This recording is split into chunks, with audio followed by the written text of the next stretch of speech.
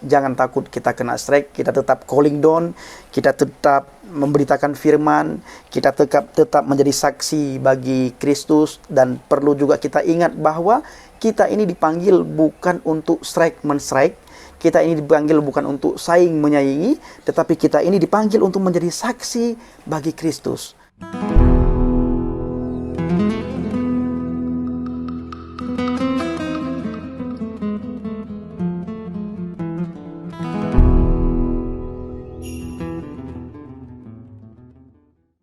Haleluya, haleluya, shalom alaikum, salam Aki. Aku kabarkan Injil keselamatan. Bapak Ibu yang dikasihi Tuhan, ketemu lagi dengan saya, Evangelis Avraham Effendi Usman. Bagaimana kabar kita semuanya? Saya selalu berdoa kepada Tuhan, kiranya para subscriber, pencinta channel Injil Kabar Baik Habaget, selalu dalam lindungan Tuhan. Apapun yang saudara lakukan dan kerjakan, selama itu tidak bertentangan dengan firman Tuhan, pasti dibuat oleh Tuhan berhasil. Dan sebelumnya Bapak Ibu, saya mengucapkan selamat hari Minggu, selamat beribadah, Tuhan Yesus memberkati. Nah, kita melihat fenomena dalam 2 hari ini di media sosial, khususnya YouTube Bapak Ibu, dan para subscriber, penonton bisa melihat di banyak channel, khususnya para Kristuber yang saat ini kena strike daripada channel Abi Saifuddin Ibrahim. Saya mau katakan satu hal Bapak Ibu, sebagaimana saya pernah katakan 2 hari yang lalu, jujur saya tidak takut kena strike. Yang saya takuti justru saya kena strike daripada Tuhan Yesus. Bayangkan, setiap hari saya mengambil firman-Nya. Setiap hari saya membaca firman. Setiap hari saya share firman. Setiap hari saya memberitakan firman. Bayangkan seandainya firman yang saya lakukan, Tuhan Yesus protes dan saya di-strike sama Tuhan Yesus. Apa yang akan terjadi? Apa yang saya alami? Kita sudah tahu, pasti saya akan mengalami hal yang sangat-sangat fatal Bapak Ibu. Nah, jadi saya ingin katakan kepada teman-teman Kristuber semuanya, jangan takut kita di-strike oleh channel Abi Saifuddin Ibrahim. Sekarang saya tidak mengatakan lagi Pak Abi Saifuddin ya, tapi saya mengatakan bahwa jangan takut kita kena strike daripada channel Abi Saifuddin Ibrahim. Nah, jangankan saya Bapak Ibu ya, yang lumayan dekat dengan Abi, bahkan bisa dikatakan sangat dekat juga. Bayangkan ada satu admin Abi yang membantu Abi mulai dari nol. Beliau buka channel. Mulai dari nol beliau Abi buka channel. Ibu ini membantu Abi. Saya tidak bisa sebutkan nama admin yang membantu Abi mulai dari nol. Abi belum bisa StreamYard, ibu ini bantu. Abi belum benar-benar memahami bagaimana cara main di YouTube. Ibu ini bantu beserta keluarganya, termasuk suami dan anaknya. Apa yang terjadi Bapak Ibu akhir dalam 2 hari ini? Ibu ini pun kena strike daripada channel Abi Saifuddin Ibrahim. Bahkan channel beliau di take down Bapak Ibu. Sampai channelnya itu di take down. Bayangkan. Nah, ini ibu bekerja di channel Abi Saifuddin Ibrahim, dalam artian ibu ini sebagai adminnya channel daripada Bapak Saifuddin Ibrahim. Dari nol Bapak Saifuddin Ibrahim mulai, ibu ini membantu, ibu ini sebagai adminnya, tapi kena strike juga Bapak Ibu. Bahkan channelnya hilang seketika. Begitu juga ada seorang gembala di Bali. Mulai dari 2013 beliau berteman dengan Abi Saifuddin Ibrahim. Kena strike juga Bapak Ibu. Dan video yang beliau ambil itu kesaksian Abi Saifuddin. Dan beliau sudah meminta izin kepada Abi Saifuddin. Kena strike juga Bapak Ibu. Jadi saya ingin memberikan kekuatan kepada teman-teman. Channel kita juga termasuk kena strike Bapak Ibu. Bahkan video yang kena strike itu adalah kolaborasi saya dengan Abi Saifuddin. Saya 5 video di strike Bapak Ibu. 5 video saya di strike. Tapi saya mendapatkan 1 teguran daripada YouTube. Seandainya saya mendapatkan 3 teguran, kemungkinan channel saya hilang seketika. Tapi saya bersyukur saya baru mendapatkan 1 kali teguran. Nah, Jadi sekali lagi saya ingin mengatakan, jangan takut kita kena strike, kita tetap calling down, kita tetap memberitakan firman, kita tetap menjadi saksi bagi Kristus, dan perlu juga kita ingat bahwa kita ini dipanggil bukan untuk strike men-strike, kita ini dipanggil bukan untuk saing menyaingi, tetapi kita ini dipanggil untuk menjadi saksi bagi Kristus, bagi semua orang, terutama sekali bagi orang-orang di sekitar kita, yaitu rumah tangga kita, tetangga, dan orang-orang di sekitar kita dimanapun kita berada. Saya ingin mengajak saudara semuanya untuk melihat satu ayat firman Tuhan di dalam 1 Tesalonika 5 ayat 15. Di situ dikatakan, perhatikanlah supaya jangan ada orang yang membalas jahat dengan jahat, tetapi usahakanlah senantiasa yang baik terhadap kamu masing-masing dan terhadap semua orang. Jangan membalas kejahatan dengan kejahatan, tetapi kita dituntut untuk berusaha membalas kejahatan dengan kebaikan. Membalas kejahatan dengan kebaikan terhadap kamu masing-masing dan terhadap semua orang. Pertama sekali terhadap saudara seiman. Yang kedua, terhadap semua orang kita harus melakukan kebaikan. Bahkan bila ada orang di sekitar kita yang menjahati kita, kita harus ampuni mereka. Kita harus mendoakan mereka. Nah, bahkan kita dituntut oleh Alkitab untuk berbuat baik kepada orang yang melakukan kejahatan kepada kita. Nah, ini ajaran siapa yang seperti ini, Bapak Ibu? Ini tidak akan saudara dapatkan di ajaran lain kecuali di dalam Alkitab. Ada banyak orang, mungkin termasuk saudara dan saya, Bapak Ibu, yang pernah dicurangi atau dijahati oleh orang lain.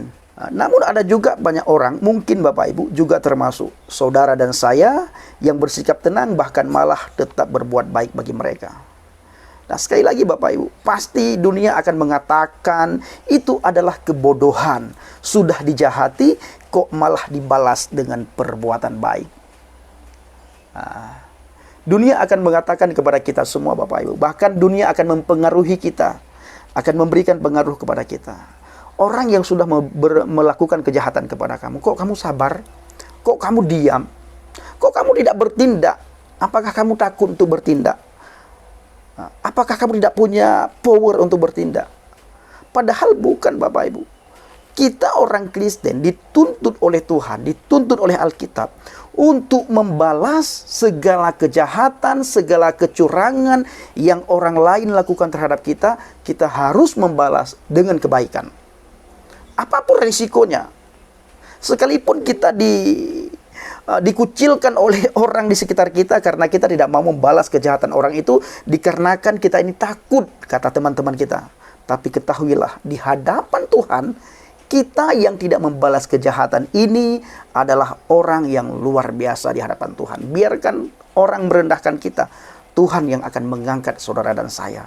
Maka dari itu, mari kita lakukan kebaikan di setiap tingkah laku kita, di setiap lisan kita, dan di setiap di mana kita berada, Bapak Ibu. Kita harus melakukan kebaikan. Kita harus menunjukkan karakter Kristus. Apa itu karakter Kristus? Saya sering menyampaikan firman, men-sharing dengan teman-teman Bapak Ibu, termasuk di media sosial dan di YouTube. Karakter Kristus itu ada dua yang paling menonjol. Yang pertama kasih, yang kedua pengampunan. Nah, kasih dan pengampunan ini Bapak Ibu sifat yang paling melekat di dalam diri Yesus. Bahkan sikap kasih dan pengampunan ini Tuhan meminta kepada setiap kita untuk mengasihi orang di sekitar kita, bahkan untuk mengasihi musuh kita, bahkan untuk mengasihi orang yang menganiaya kita, bahkan untuk mengasihi orang yang melakukan, orang yang mencurangi kita, Bapak Ibu. Kita harus mengasihi. Bahkan tidak cukup di situ. Tuhan juga menuntut setiap saudara dan saya harus bisa mengampuni orang itu. Ingat, di dalam Alkitab di ayat yang lain Tuhan berkata, kalau kamu tidak mengampuni, maka Bapamu di surga tidak akan mengampuni kamu. Nah, kalau kamu tidak mengampuni, Bapamu di surga tidak akan mengampuni kamu. Kalau di dalam iman saya yang lama, Bapak Ibu, di situ dikatakan, man la yarham la yurham. Man la yarham la yurham. Artinya, kalau kamu tidak mengasihi, engkau tidak akan dikasihi. Man la yarham la yurham. Kalau kamu tidak mengasihi, engkau tidak akan dikasihi. Maka kata Alkitab, kasihilah sesama manusia sebagaimana engkau mengasihi dirimu sendiri. Kalau engkau tidak mengasihi saudaramu, Bapamu di surga tidak akan mengasihi kamu. Karena bentuk kasih yang kita ucapkan melalui mulut, lidah, bibir kita, Bapak Ibu, itu akan terlihat dari segala aspek kehidupan kita. Akan terlihat dari perbuatan kita. Maka kalau kita berbicara kasih di mulut, tetapi tindakan kasih kita tidak ada, tindakan pengampunan kita tidak ada, itu nihil di hadapan Tuhan. Bahkan kita tidak akan dianggap anaknya oleh Tuhan. Bahkan Tuhan akan berkata, kamu sama saja dengan orang dunia. Tidak ada bedanya kamu dengan orang A, dengan si A, dengan si B, dengan si C. Itu kata Tuhan nantinya. Artinya, tidak ada bedanya kamu dengan orang yang melakukan kejahatan kalau kamu membalas kejahatan itu. Nah, Bapak Ibu yang dikasihi Tuhan dan yang saya kasihi, Tuhan kita adalah Tuhan yang maha pengasih dan maha pengampun. Dia mengasihi semua orang dan Dia mengampuni semua orang. Dibuktikan bukan saja lewat kata-kata, Bapak Ibu, tetapi Dia memberikan pembuktian kepada setiap saudara dan saya. Kepada dunia Dia memberikan pembuktian. Supaya setiap orang yang memandang Yesus, memandang kasih dan pengampunan. Begitu juga kita mengatakan penginjil. Tapi bila kita tidak bisa mengasihi orang-orang di sekitar kita, jangan berkata kalau Anda ini dan saya adalah seorang penginjil. Bahkan jangan pernah berkata kalau kita ini adalah seorang yang beriman. Maka ketika kita menerapkan sikap kasih dan pengampunan, Alkitab berkata kita sudah segambar dan serupa dengan Elohim. Nah, sekali lagi Bapak Ibu, mari kita tenangkan diri. Seperti saya katakan, di saat saya berkata terlalu wow dalam 2 hari ini Bapak Ibu, banyak pendeta-pendeta yang senior telepon saya, menghubungi saya. Termasuk mentor saya menghubungi saya. Mentor saya berkata, Pendi, kalau kamu membalas kejahatan dengan kejahatan, apa bedanya kamu dengan orang itu? Apa bedanya kamu dengan orang lain? Kalau kamu ingin mengatakan kamu begini nantinya, apa bedanya kamu dengan orang dunia? Maka ayo tunjukilah. Ada satu perubahan dan ada satu perbedaan yang didapatkan pada orang yang beriman, pada orang yang beribadat. Nah, orang yang beribadah, orang yang mengaku dekat dengan Tuhan, itu akan terpancar sifat-sifat Tuhan. Apa itu Bang Pendi? Seperti saya katakan tadi, sifat kasih dan pengampunan. Ayo kita lihat lagi Bapak Ibu, kita baca lagi di dalam 1 Tesalonika 5 ayat 15 supaya ayat ini benar-benar melekat erat di dalam hati dan pikiran kita. Sehingga ketika ada orang yang menjahati kita, ada orang yang berbuat curang kepada kita, ada orang yang menipu kita, ada orang yang membohongi kita, kita tidak cepat-cepat mengambil tindakan yang bisa merugikan orang lain. Kenapa? Karena kita mengingat ayat ini. Maka ayat ini jangan sekedar dibaca tetapi diterapkan. Harus melekat dalam hati dan pikiran. Apa itu ayatnya? Perhatikanlah supaya jangan ada orang yang membalas jahat dengan jahat. Tetapi usahakanlah senantiasa yang baik terhadap kamu masing-masing dan terhadap semua orang. Dan ayat yang ke-16, bersukacitalah senantiasa. Ayat yang ke-17 yang paling penting Bapak Ibu, tetaplah berdoa. Tetaplah berdoa. Ini sering ya saya sampaikan, tapi saya akan ulangi supaya semakin hari ini semakin melekat dan kita bisa semakin terapkan dalam kehidupan kita.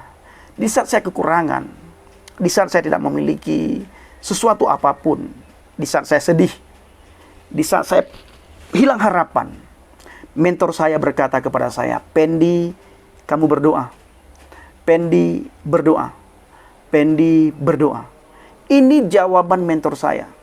Setiap saya datang jumpa dengan mentor, saya ceritakan kesedihan, saya ceritakan kekurangan dengan harapan Bapak Ibu agar saya diberikan sedikit uang, sedikit berkat. Tapi harapan saya itu tinggal harapan. Bapak Gembala saya, mentor saya tidak memberikan sedikit pun kepada saya mengenai uang. Yang beliau berikan kepada saya apa? Nasihat. Apa itu? Pendi, kamu berdoa. Harus dekat dengan Tuhan. Harus dekat dengan Tuhan. Berdoalah kamu. berbicaralah selalu dengan Tuhan. Maka dari itu Bapak Ibu dikasihi Tuhan, sekali lagi jangan takut kita distract sama orang di sekitar kita, sama YouTuber yang lain. Tapi takutlah kita distract sama Tuhan Yesus. Dan melalui kejadian ini Bapak Ibu, saya ambil kesimpulan, saya tidak mau lagi upload video orang.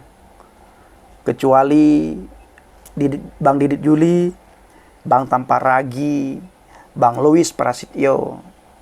Hanya 3 orang ini, termasuk Bang Eker Saugo. Yang lain Bapak Ibu, saya kalau bisa saya tidak mau upload lagi, sekalipun ada izin.